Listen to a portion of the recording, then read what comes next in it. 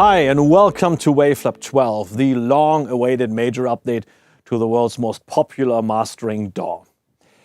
Now, the development of this version took a while, but it is the most comprehensive update in the history of the product, with more than 80 new features and improvements across the entire application: the audio montage, the editor, the batch processor, loudness, the plugins. You can even drag and drop a file from WaveLab into any other DAW. And most importantly, while you can use WaveLab as a standalone application, of course, if you like, you can enjoy the WaveLab functions now inside your favorite DAW, such as Cubase or Nuendo or any other DAW. Now, how does it all work? We have asked mastering engineer and WaveLab Brand Ambassador Justin Perkins, who also runs a monthly WaveLab seminar on the Steinberg WaveLab YouTube channel, to open up WaveLab 12 and give a glimpse on the most anticipated new features. Welcome to another edition of WaveLab Workflows. My name is Justin Perkins. Today we're going to be looking at some of the new features of WaveLab 12, which I've had the pleasure of using for the last few months. In the coming months, I'm going to be doing a deeper dive into all the new features, but for today, this is just a very quick overview of some of my favorite new features.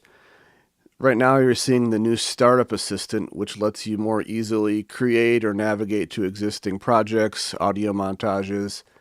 Check out the WaveLab forum, some news, things like that. One of the new features of WaveLab is an enhanced project structure, which is an optional way of working, but as you can see here, there's a way to make WaveLab automatically create a new audio files folder, all your project backups, your montages, and things like that, so that it works more like a typical mixing and recording program, which some people prefer. Of course, if you like to use WaveLab the old way, that's still possible, and there's actually a few improvements in that regard as well, which I'll be showing over the coming months. But for those that want it to work like a traditional mixing program where it creates the audio folder and all that stuff for you and copies the files into there so that you can more easily back up your session at the end of when it's done. That's a nice new feature we'll get into later. I'm going to start by opening up a WaveLab Project, which is a new feature for WaveLab 12. And as you can see, it's opened up all my related montages for this project, including my vinyl master, cassette master, things like that, all the digital masters.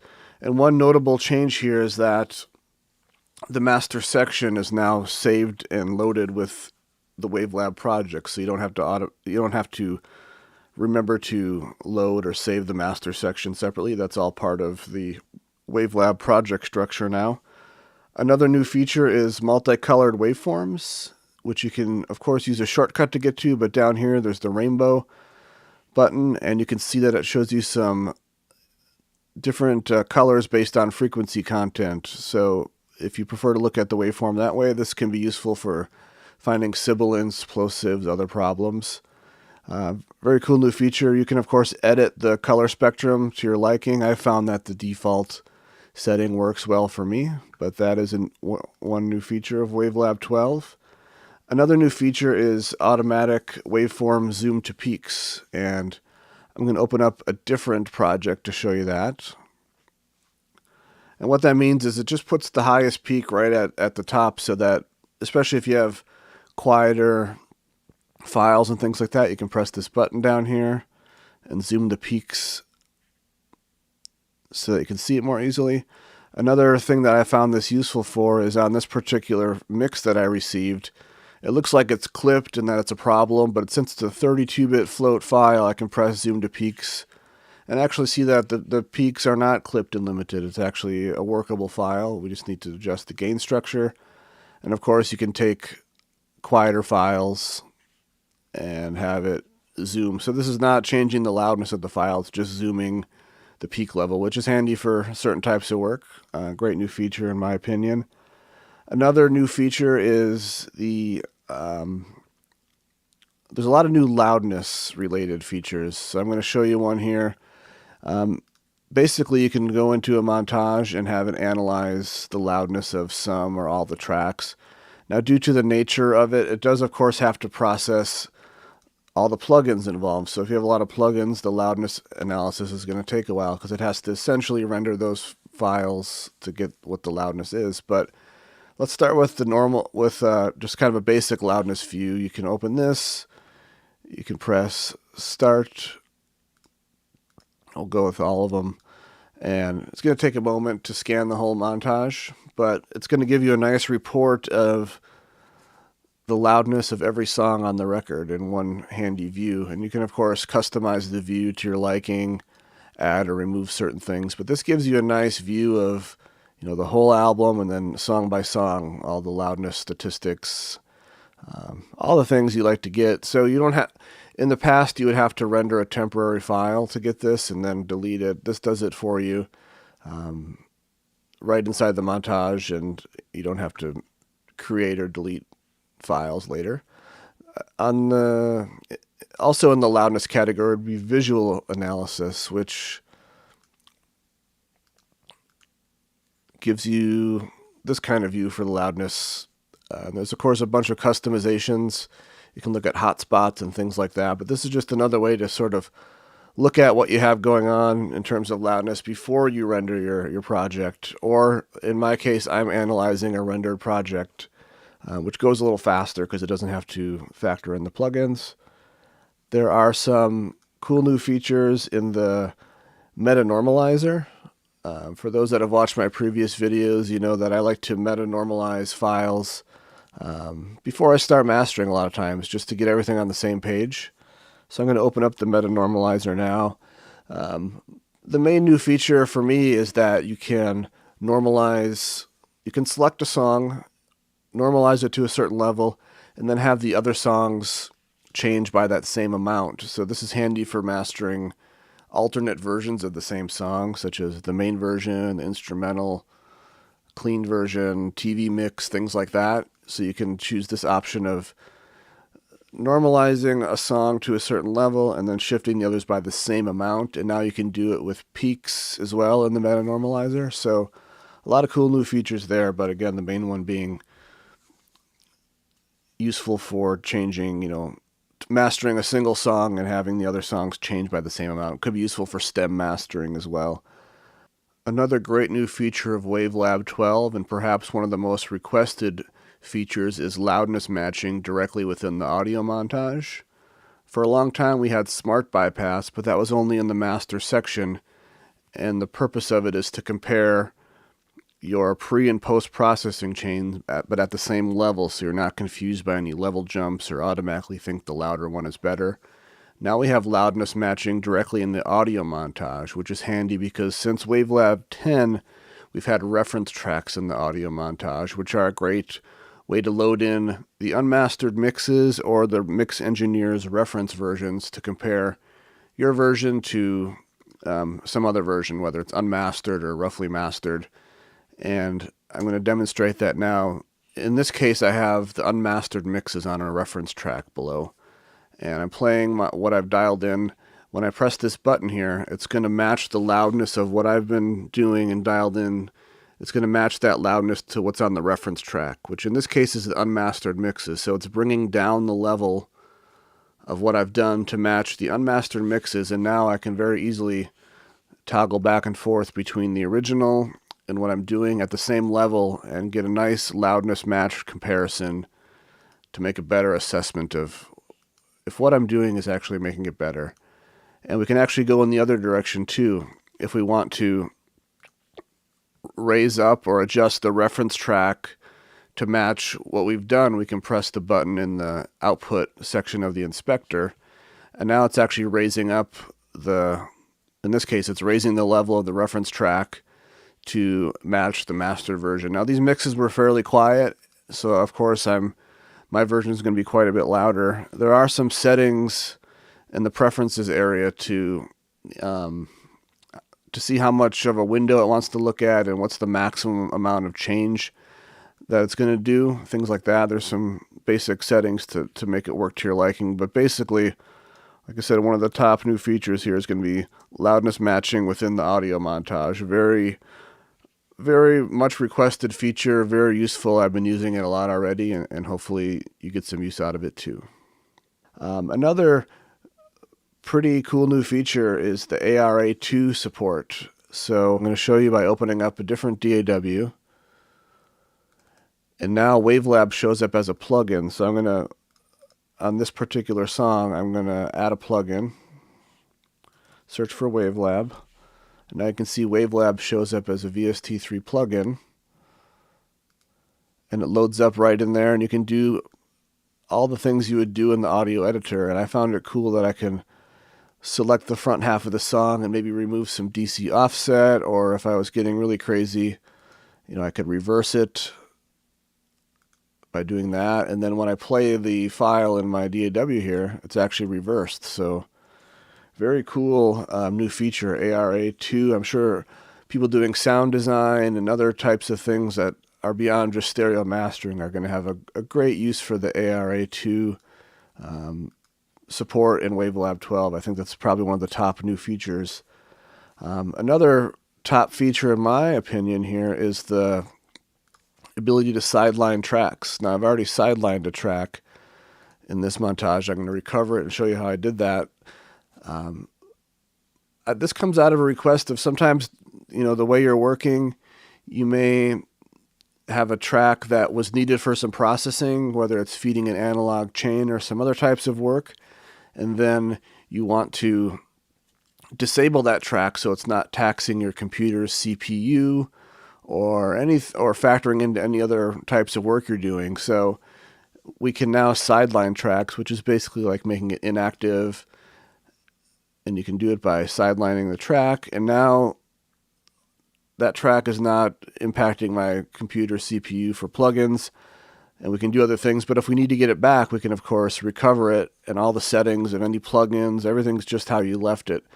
And, I know that's possible in other DAWs, but in WaveLab, it wasn't really possible, but now it is. I think that's going to be a great new feature for certain types of workflows, to be able to sideline the track and just get it offline and out of the way visually and in terms of plugin usage and things like that. There is a plugin settings replicator feature that I think is very cool. You find it right here. And what that does is, let's say you have, I'm going to open up a different montage because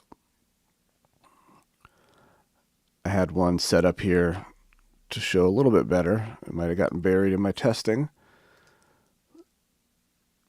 But let's open up this montage. But basically the point of this new feature is, let's say you have an EQ on every song and you want to update that EQ across every song. You used to have to change it on every song. Let's say you want just a little bit, the whole record to be a little bit brighter, a little bit darker, a little more bassy, etc.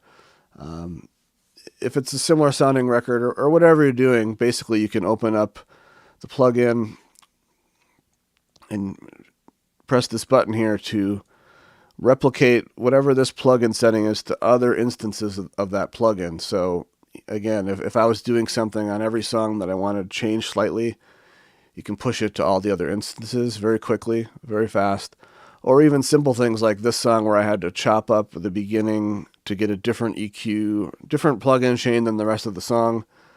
Sometimes it's easy to forget to, when you have songs split up, to copy the new settings to the other parts of the song because it's split up into clips, and now you can very easily just grab it and press that button. So that's one of my favorite new features, is the plugin settings replicator. One of my other favorite new features is the null test track.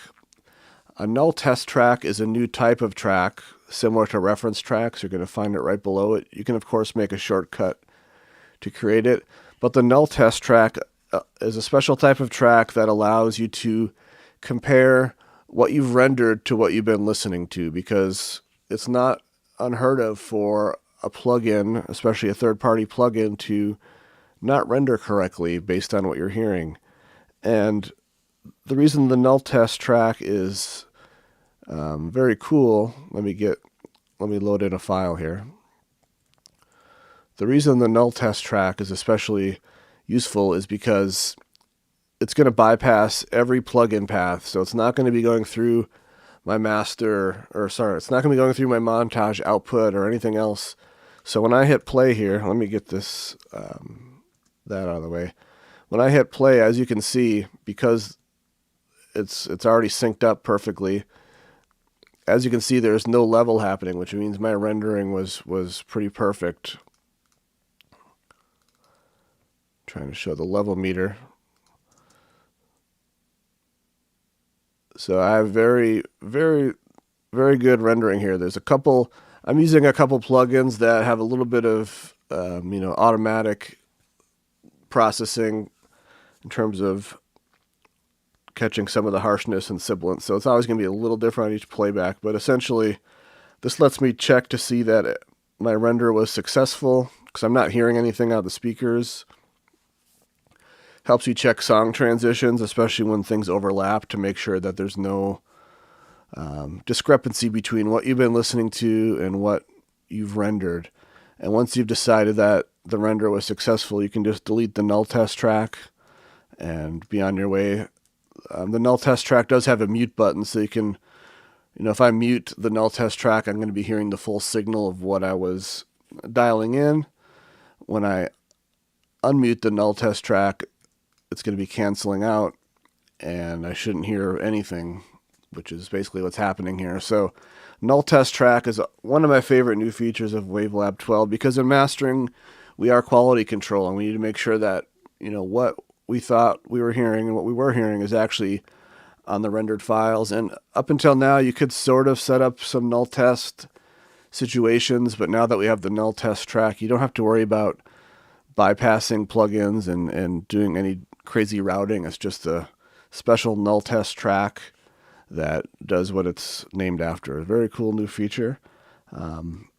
Another new feature is frequency band monitoring. And what this allows you to do is just solo certain frequency bands, which I'm able to do down here. You can listen to just the lows. I know there's no audio in this video, but you can solo just the low mids, the mid mids, the high mids. You can do just the high frequencies. And that lets you just maybe do some additional quality control, checking for issues. You can manually adjust what the bands are in your monitoring filters. So again, I haven't used this feature a whole lot yet, but I found that the default settings are fine for just checking things, but you can customize them to your liking, no problem. On a somewhat similar note, this has been a big request, but for those that don't know, WaveLab has 5 playback processing slots. And this is where you'd put things like metering, room correction, headphone correction, things like that. Things that you want to hear and see, but not ever be part of the rendered path or influence the WaveLab metering. So playback processing slots are already a very cool feature. But one thing that people wanted were special playback processing chains for each speaker configuration, because I only use speaker configuration 1 because I have a monitor controller that's very good. But some people will have different speakers on different, you have 8 speaker configurations here. 1, 2, 3, 4, 5, 6, 7, 8. So now you can have different playback processing chains for each configuration. This could be your main speakers, could be your secondary speakers, these could be headphones, this could be a Bluetooth speaker. And you just press this button here and you can bind the plugin association to that speaker configuration. So now you can more easily switch between your speakers here if you like to use this, and the plugin chain will change, because obviously if you have room correction for your main set of speakers, that's not going to work for your secondary set of speakers or your headphones, things like that. So that's a cool new feature that I think a lot of people have been asking for. There is an enhanced album wizard. Here's my basic starting point. The cool thing about this is you can now always make sure the first marker is at 0, and you can offset the markers from each clip without moving any of the clips. Let's say you're mastering an album in the box and you trim up all the clips right to the first note or downbeat. You don't really want the marker to be exactly on that note or downbeat. I like to offset it by about 200 milliseconds. So I have a preset here for in the box mastering. That way my my CD track markers are not exactly on the downbeat. They're about 200 milliseconds before. There's a bunch of other settings. And then on top of all that, you can still quantize the markers to the nearest CD frame after all these things. You, of course, still have the other options that previously existed in WaveLab. So the cool thing here is this used to take 3 or 4 steps to do all this, and now it's basically all available in the Album Wizard, which used to be called the CD Wizard. Now it's called the Album Wizard. And again, it just saves you some steps by doing a lot of the things I used to have to do later using move multiple markers. Now you can just do it all right in the Album Wizard. Another very cool feature, I keep saying this, but one of my other top new features is bulk file replacement. So let's say I'm working on this particular album. I'm going to sideline. I'll keep it open to show you this. Let's say I'm working on this album. One thing I like to do if I'm working in the box is dial in the album, get it sounding good, and then become familiar with any things I want to fix with the spectral editor, like sibilants, clicks, pops, hiss, plosives, things you want to clean up, maybe in a spectral editing program or the spectral editor in WaveLab.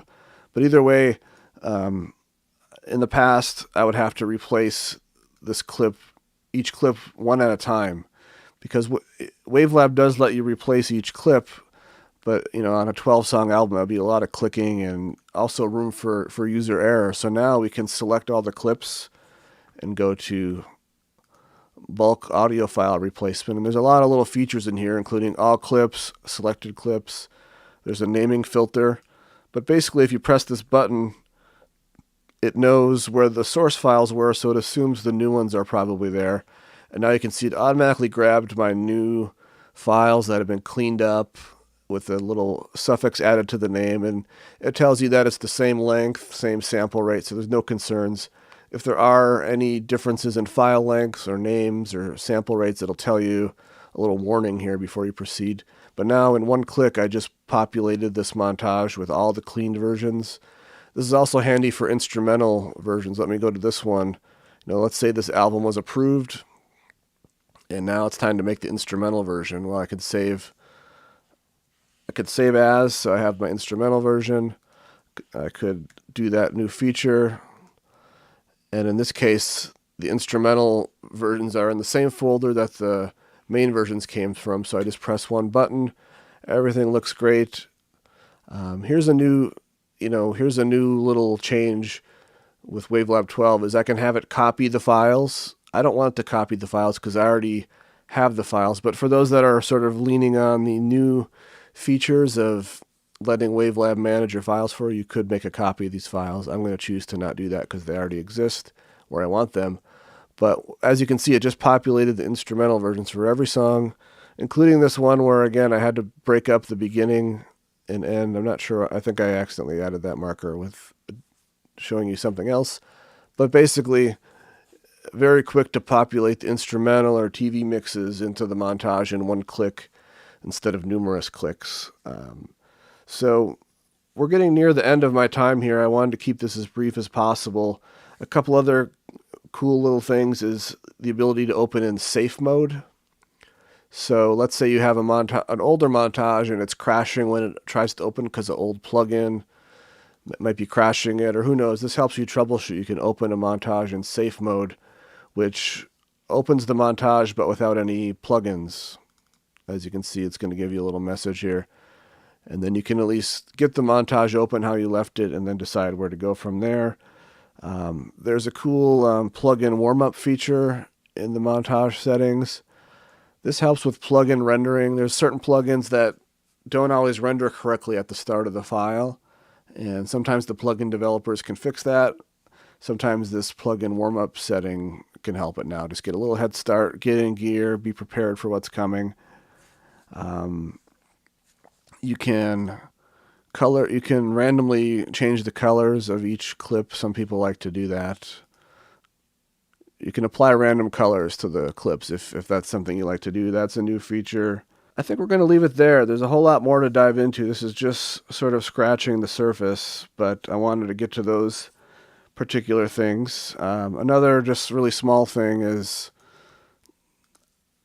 now the clips effects chain has a green header at the top and the montage output has a red. That just helps you know a little bit better what you're looking at. I find that to be a nice little touch for WaveLab 12.